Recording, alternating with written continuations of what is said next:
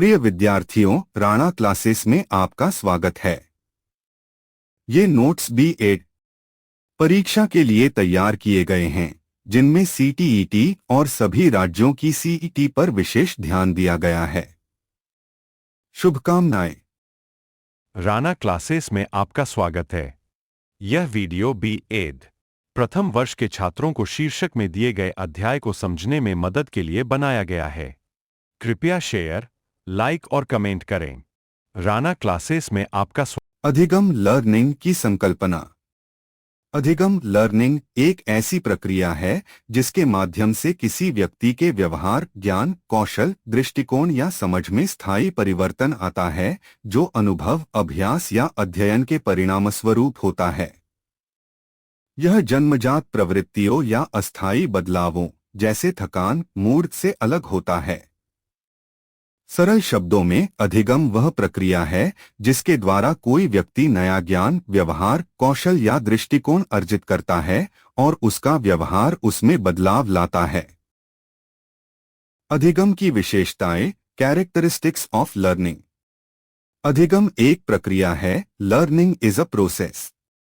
अधिगम एक निरंतर चलने वाली प्रक्रिया है जो जीवन भर चलती रहती है।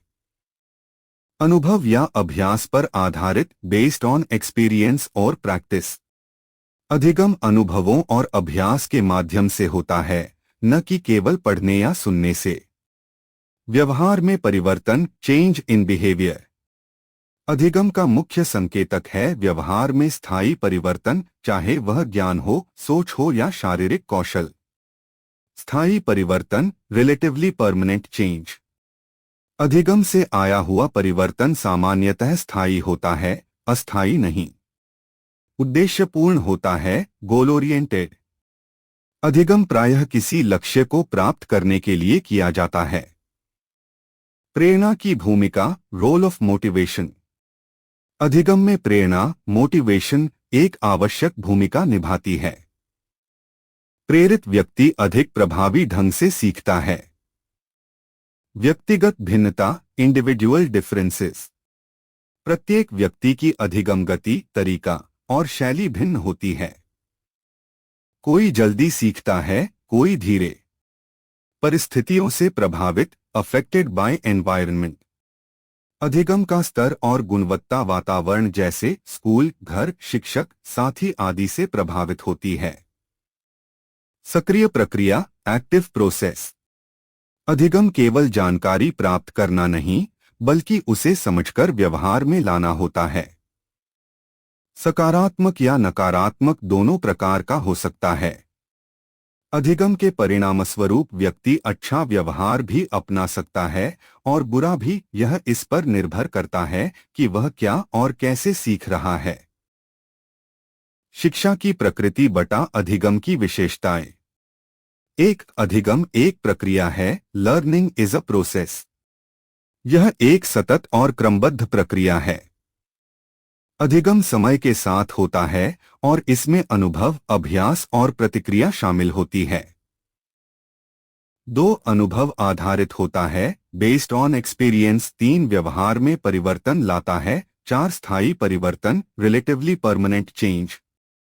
पांच, अधिगम प्रत्यक्ष या अप्रत्यक्ष अनुभवों पर आधारित होता है। छह, व्यक्ति अपने आसपास की घटनाओं, लोगों, समाज आदि से सीखता है। ई लर्निंग अवधारणा, characteristics of e learning. E learning की परिभाषा। ई लर्निंग वह प्रक्रिया है जिसमें सूचना और संचार तकनीक ICT का उपयोग करके ऑनलाइन या ऑफलाइन शैक्षिक सामग्री के माध्यम से ज्ञान प्राप्त किया जाता है। ई लर्निंग अवधारणा, characteristics of e learning. E learning की परिभाषा। ई लर्निंग वह प्रक्रिया है जिसमें सूचना और संचार तकनीक ICT का उपयोग करके ऑनलाइन या ऑफलाइन शैक्षिक सामग्री के माध्यम से ज्ञान प्राप्त किया जाता है।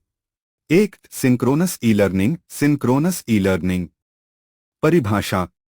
इस प्रकार के ई लर्निंग में शिक्षक और छात्र एक ही समय पर ऑनलाइन होते हैं। यह वास्तविक समय, रियल टाइम में होता है। विशेषताएं। Live class, webinar, video conferencing जैसे माध्यम शामिल। तुरंत प्रश्नोत्तर, चर्चा और संवाद की सुविधा होती है। छात्रों का ध्यान बनाए रखना आसान होता है।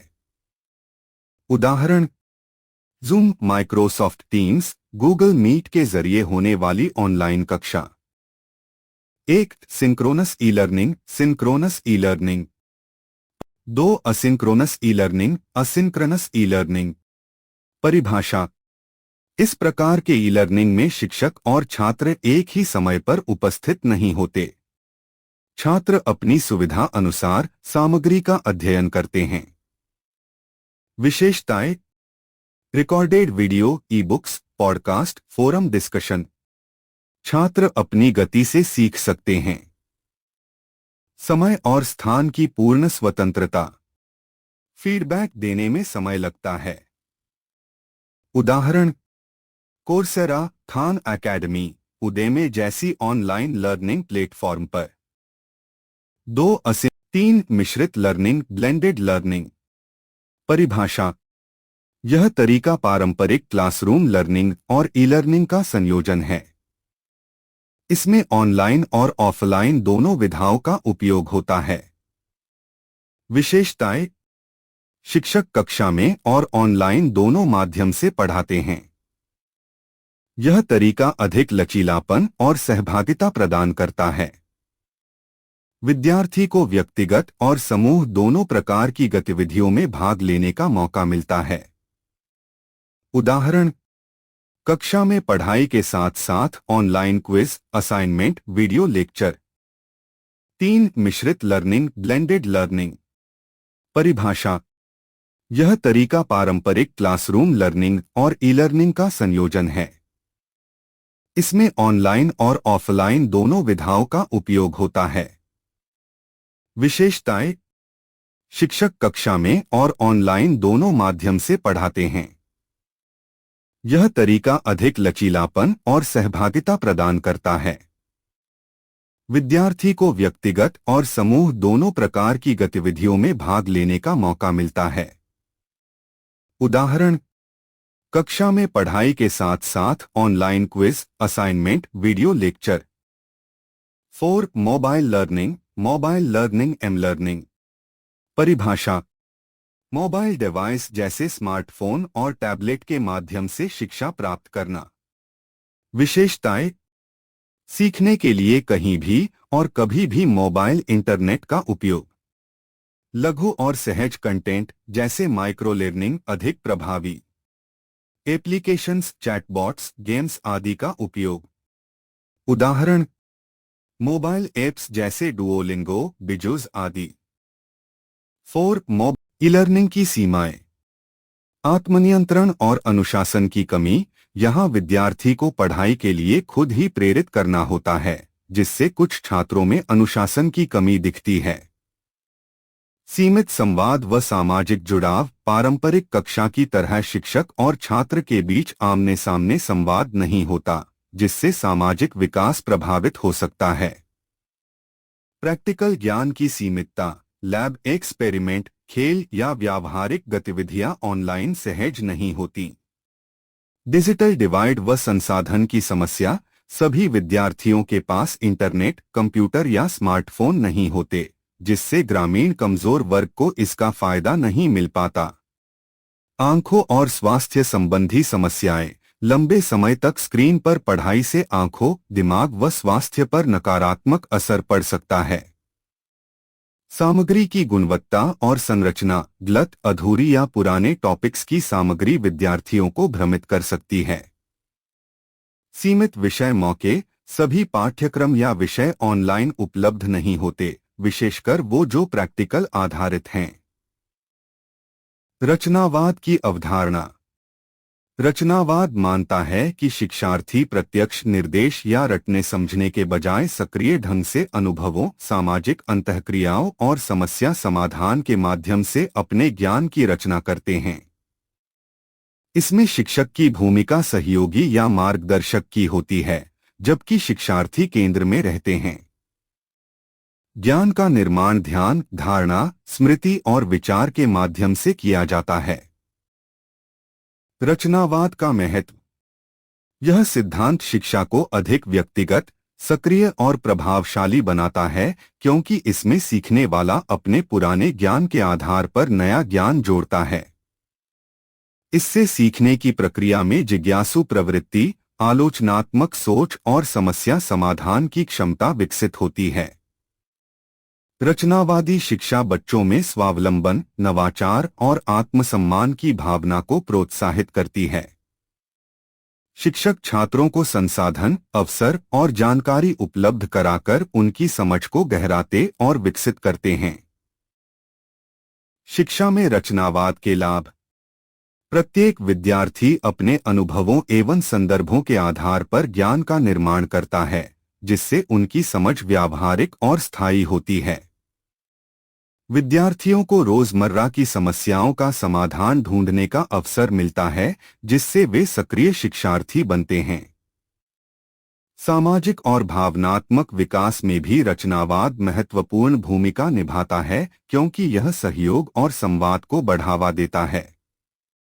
इस प्रकार रचनावाद शिक्षा में ज्ञान के निर्माण की प्रक्रिया को केंद्र में रखता है, जिससे शिक्षार्थी न केवल तथ्यों को याद रखते हैं, बल्कि वे उसका अर्थ समझते और वास्तविक जीवन में लागू भी कर सकते हैं। रिलेटेड। रचनावाद की प्रमुख विशेषताएं कौन-कौन सी हैं? रचनावाद और व्यवहारवाद में मुख्य अंतर क्या है? रचनावाद शिक्षा में शिक्षण विधियां कैसे बदलता है? रचनावाद के अनुसार विद्यार्थियों की भूमिका क्या होती है? रचनावाद शिक्षा के भविष्य और नीति पर क्या प्रभाव पड़ेंगे?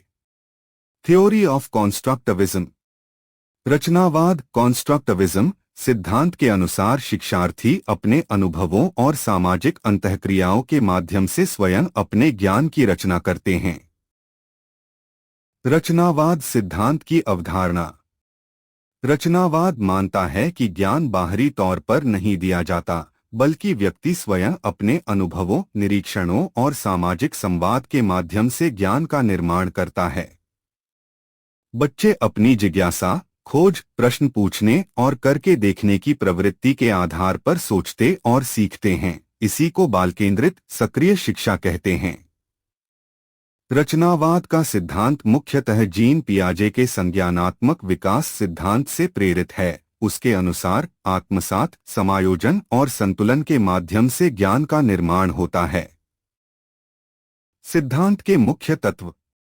सीखना एक सतत, सामाजिक और अनुभवात्मक प्रक्रिया है, जिसमें शिक्षार्थी अपने वातावरण से अंत क्रिया करते हुए स्वयं ज्ञान की रचना करते हैं।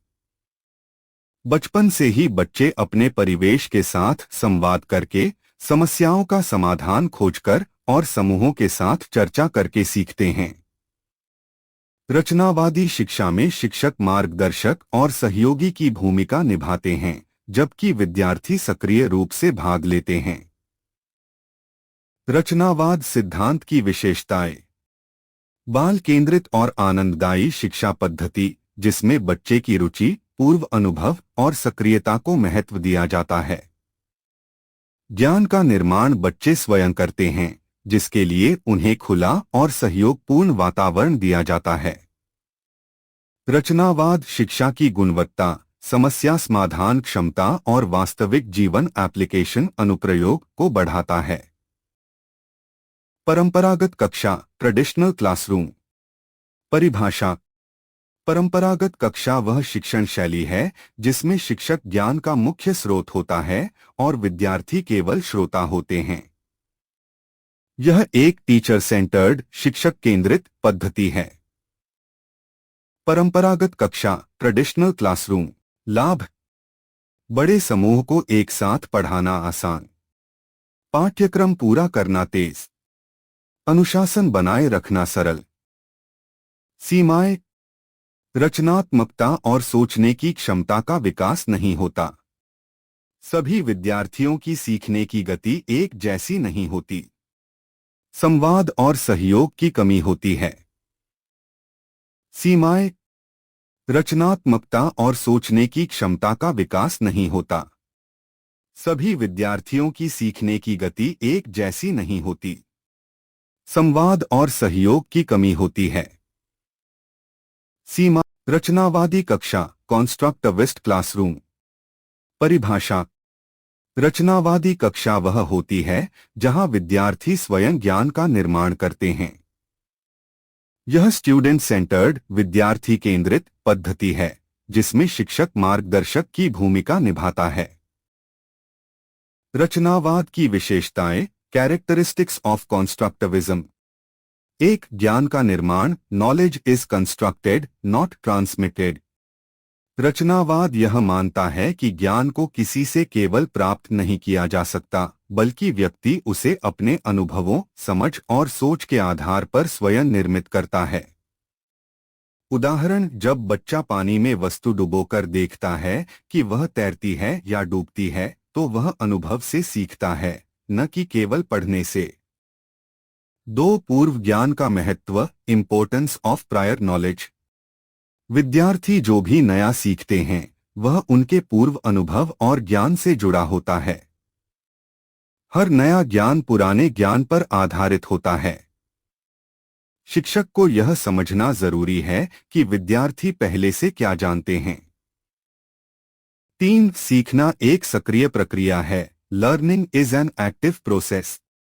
विद्यार्थी केवल जानकारी प्राप्त नहीं करते, वे उसे सक्रिय रूप से खोजते, विश्लेषण करते और समझते हैं। समूह चर्चा, परियोजना कार्य और समस्या समाधान जैसी गतिविधियां इसका हिस्सा हैं। 4, समस्या आधारित शिक्षण, प्रॉब्लम बेस्ड लर्निंग। रचनावाद में वास्तविक जीवन की समस्याओं को हल करते हुए सीखने पर जोर होता है, जिससे चिंतन और विश्लेषण क्षमता का विकास होता है। विद्यार्थी जब खुद समाधान खोजते हैं तो उन्हें बेहतर समझ होती है।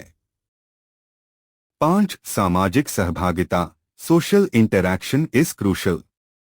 रचनावादी दृष्टिकोण के अनुसार सीखने की प्रक्रिया में अन्य लोगों से बातचीत और सहयोग अत्यंत आवश्यक होता है। संवाद के माध्यम से विद्यार्थी अपने विचार स्पष्ट करते हैं और दूसरों से सीखते हैं।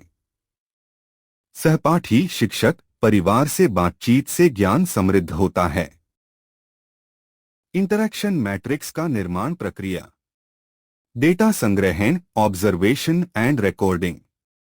कक्षा में शिक्षक और छात्रों की बातचीत को हर 3 सेकंड में 10 श्रेणियों में वर्गीकृत कर रिकॉर्ड किया जाता है। इस दौरान शिक्षक के शब्द, छात्रों की प्रतिक्रियाएं और मौन या भ्रम जैसी स्थितियों को अंकित किया जाता है। आंकड़ों को संकलित करना, डेटा टैब्यूलेशन। रिकॉर्ड किए गए व्यवहारों की आवृत्ति को एक कक्षा व्यवहार तालिका, इंटरैक्शन मैट्रिक्स में व्यवस्थित किया जाता है। यह तालिका प्रत्येक श्रेणी के कितनी बार उपयोग में आई, इसकी संख्या दर्शाती है। ग्रिड बनाना, ग्रिड फॉर्मेशन। तालिका में पंक्तियों में व्यवहार की 10 श्रेणियां लिखी जाती हैं, जबकि कॉलम में समय या घटनाओं की गणना होती है। यह द्विआयामी ग्रिड संवाद की गति और प्रकार की स्पष्ट झलक देता है। प्रतिशत और अनुपात निकालना, कैलकुलेटिंग परसेंटेजेस एंड रेशियोज। प्रत्येक श्रेणी में आए आवृत्तियों का प्रतिशत निकाला जाता है ताकि समझा जा सके कि शिक्षक और छात्रों ने कितनी बार किस प्रकार के संवाद किए। इससे शिक्षक की भागीदारी, छात्रों की भागीदारी और मौनवर्ती या भ्रमित अवस्था की उपस्थिति मापी जाती है। इंटरैक्शन मैट्रिक्स के घटक और उद्देश्य।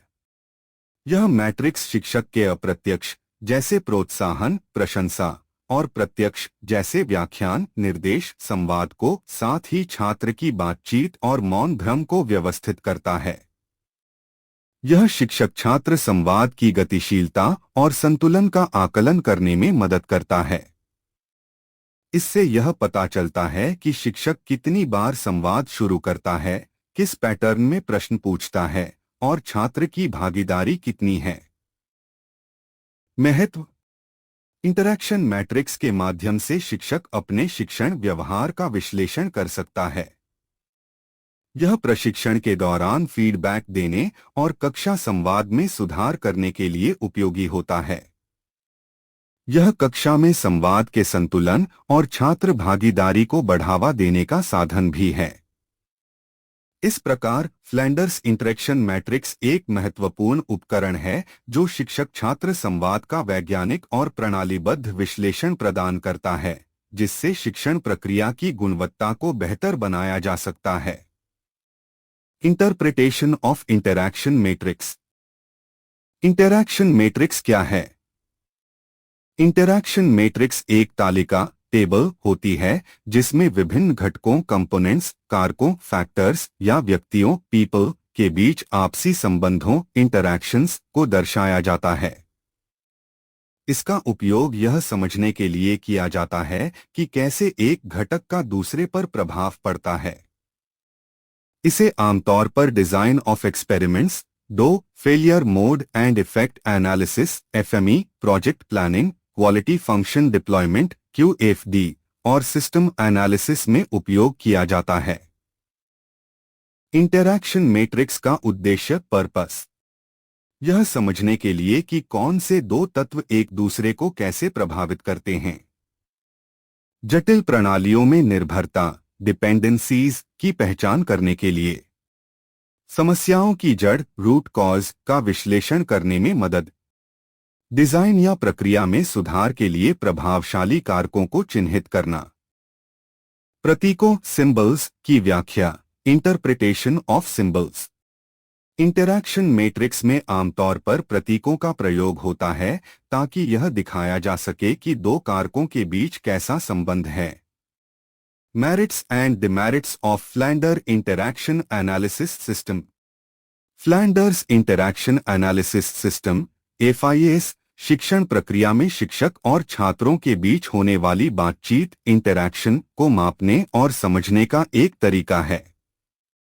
यह शिक्षाशास्त्र पेडागोजी में एक संचार विश्लेषण उपकरण कम्युनिकेशन एनालिसिस टूल के रूप में जाना जाता है।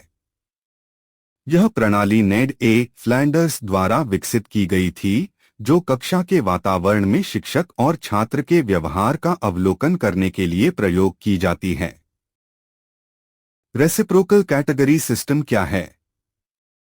रेसिप्रोकल कैटेगरी सिस्टम एक सामाजिक और संचार अध्ययन में प्रयुक्त विश्लेषणात्मक प्रणाली है जिसका उद्देश्य व्यक्ति या समूहों के बीच परस्पर क्रिया रेसिप्रोकल इंटरैक्शन के प्रकारों को वर्गीकृत कैटेगराइज करना और समझना है। यह प्रणाली यह बताती है कि संवाद या व्यवहार में कैसे एक पक्ष की क्रिया पर दूसरे पक्ष की प्रतिक्रिया होती है। यह खास तौर पर संचार, व्यवहार विज्ञान, मनोविज्ञान और शिक्षाशास्त्र के क्षेत्र में उपयोग होती है ताकि किसी बातचीत या इंटरैक्शन के विभिन्न पहलुओं को समझा जा सके।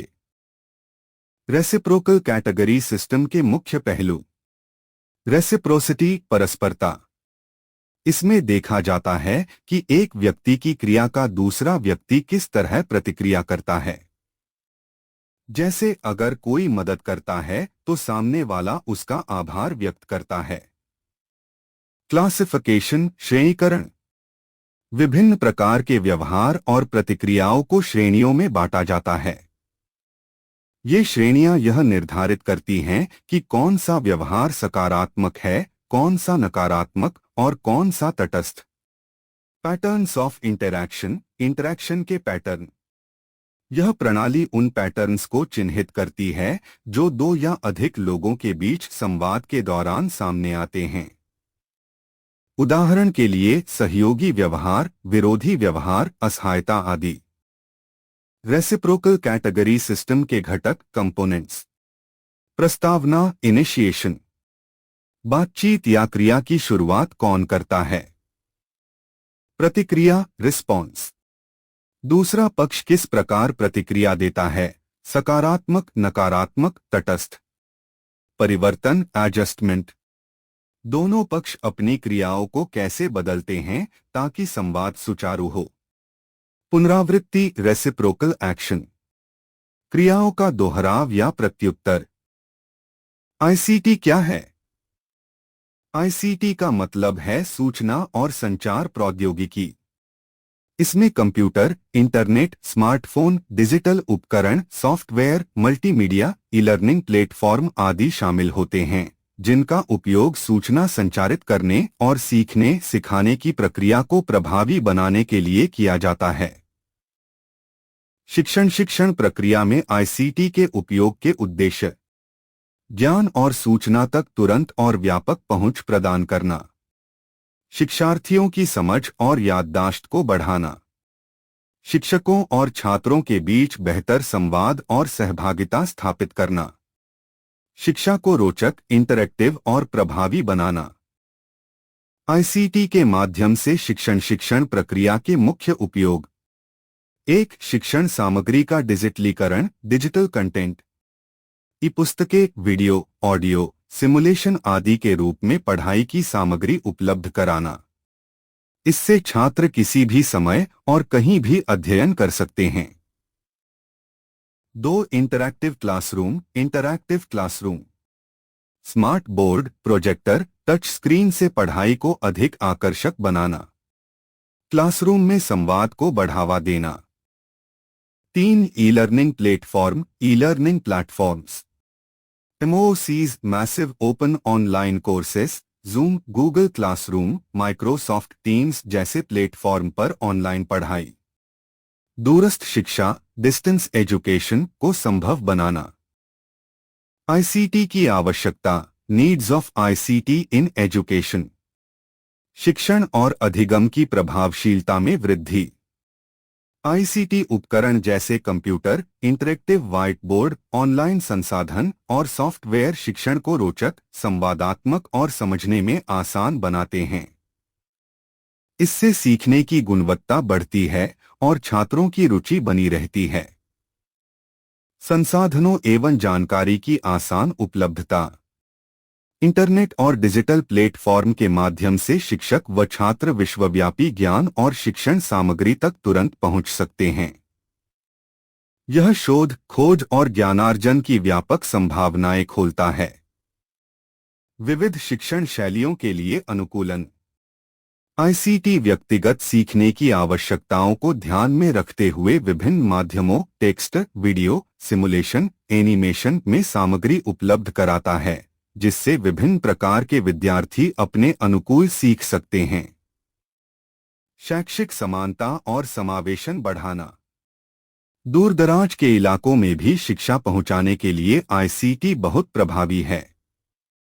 इससे शैक्षिक अवसर समान रूप से उपलब्ध होते हैं, जिससे डिजिटल डिवाइड कम होता है। सहयोग और संवाद को प्रोत्साहित करना, ऑनलाइन प्लेटफॉर्म और संचार उपकरण शिक्षक छात्र और विशेषज्ञों के बीच सहयोग, चर्चा और ज्ञान आदान प्रदान को बढ़ावा देते हैं। तकनीकी कौशल और डिजिटल साक्षरता विकास, आईसीटी के उपयोग से छात्र आधुनिक तकनीक की समझ और कौशल प्राप्त करते हैं, जो भविष्य में रोजगार के लिए आवश्यक हैं। आईसीटी के उद्देश्य, objectives of ICT in education, शिक्षण अधिगम प्रक्रिया को सरल और प्रभावी बनाना, डिजिटल उपकरणों के माध्यम से जटिल अवधारणाओं को सरल, सजीव और रोचक तरीके से प्रस्तुत करना, स्वगति व अनुकूलित शिक्षण को प्रोत्साहित करना, छात्रों को अपने स्तर और गति अनुसार सीखने का अवसर प्रदान करना, शिक्षण सामग्री और संसाधनों की विश्वसनीयता और गुणवत्ता बढ़ाना, ई लर्निंग प्लेटफॉर्म, मल्टीमीडिया और सिमुलेशन उपयोग करके शिक्षण सामग्री को अधिक प्रभावी बनाना, इंटरैक्टिव और सहयोगात्मक शिक्षण वातावरण तैयार करना, कक्षा के बाहर भी संवाद और सहयोग को बढ़ावा देना, शिक्षकों को तकनीकी उपकरणों के उपयोग में सक्षम बनाना, शिक्षक प्रशिक्षण और आईसीटी के सही उपयोग के माध्यम से शिक्षण क्षमता को बढ़ाना। Utility and limitations of ICT in education, शिक्षा में सूचना और संचार प्रौद्योगिकी आईसीटी की उपयोगिता और सीमाएं दोनों ही महत्वपूर्ण पहलू हैं जो इसकी प्रभावशीलता और मूल्यांकन के लिए जरूरी हैं। निम्न में विस्तार से इनके बारे में बताया गया है। आईसीटी की सीमाएं, limitations of ICT in education. तकनीकी संसाधनों की उपलब्धता और लागत। सभी स्कूलों और क्षेत्रों में आवश्यक हार्डवेयर और इंटरनेट कनेक्टिविटी की उपलब्धता नहीं होती, जिससे आईसीटी के उपयोग में बाधाएं आती हैं। इसकी सेटअप और मेंटेनेंस में उच्च लागत भी एक चुनौती है। प्रशिक्षित शिक्षकों का अभाव। कई शिक्षकों को आईसीटी उपकरणों और संसाधनों का सही उपयोग करने के लिए पर्याप्त प्रशिक्षण नहीं मिला होता, जिससे शिक्षण प्रक्रिया प्रभावित होती है। तकनीकी समस्याएं और व्यतिक्रम। तकनीकी खराबी, सॉफ्टवेयर की जटिलता, इंटरनेट स्लो डाउन जैसी समस्याएं सीखने की निरंतरता में बाधक हो सकती हैं। शिक्षण सामग्री की गुणवत्ता और उपयुक्तता। सभी उपलब्ध डिजिटल संसाधन गुणवत्तायुक्त या पाठ्यक्रम के अनुकूल नहीं होते, जिससे शिक्षा की गुणवत्ता पर असर पड़ सकता है। परंपरागत शिक्षण के साथ तालमेल का अभाव। आईसीटी को पारंपरिक शिक्षण पद्धतियों के साथ प्रभावी रूप से संयोजित करना चुनौतीपूर्ण हो सकता है, खासकर उन क्षेत्रों में जहां तकनीकी जागरूकता कम हो। ध्यान भटकाने का खतरा। डिजिटल उपकरणों के उपयोग के दौरान छात्रों का ध्यान विषय से हटकर अन्य गतिविधियों या ऑनलाइन मनोरंजन की ओर जा सकता है, जिससे सीखने पर प्रभाव पड़ता है। लाइक, शेयर और सब्सक्राइब करें। धन्यवाद। लाइक